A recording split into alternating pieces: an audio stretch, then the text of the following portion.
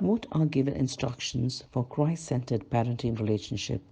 Let's look at Colossians 3 verse 20. The verse reads, "Children, obey your parents in everything, for this pleases the Lord."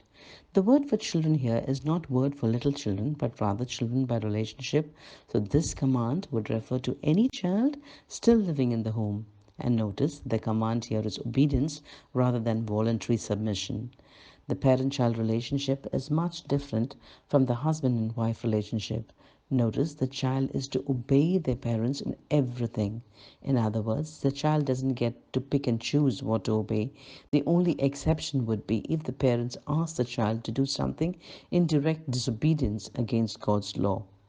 Once again, this is about Christ-centered relationship, and so we find this additional instruction at the end of the command, "For this pleases the Lord." We obey our parents not because it is right, Ephesians 6 verse 1, but because we want to please Christ. There is a corresponding command to parents in the parenting relationship. Colossians 3:21, "Fathers, do not embitter your children, or they will become discouraged." Although this verse is addressed specifically to fathers as the head of the home, the command certainly applies to mothers as well. As parents, we have been given far-reaching authority in our children's lives. We must be careful to use that authority lovingly and wisely. And the specific command here is not to embitter your children.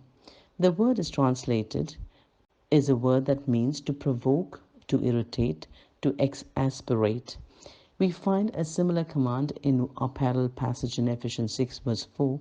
"Fathers, do not exasperate your children, instead bring them up in the training and instruction of the Lord."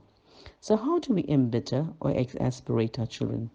We do it when we are harsh with them, when we make unreasonable demands, when we yell or criticize, when we engage in name calling that depreciates their worth, when we are excessive in our discipline, when we fail to show tenderness and affection.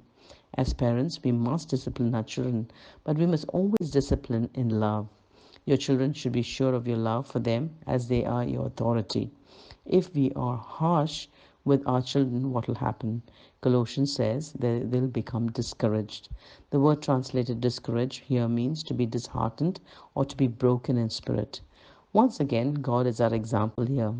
We read in Psalm 103, 13 and 14, "As a father has compassion on his children, so the Lord has compassion on those who fear him, for he knows how we are formed. He remembers that we are dust."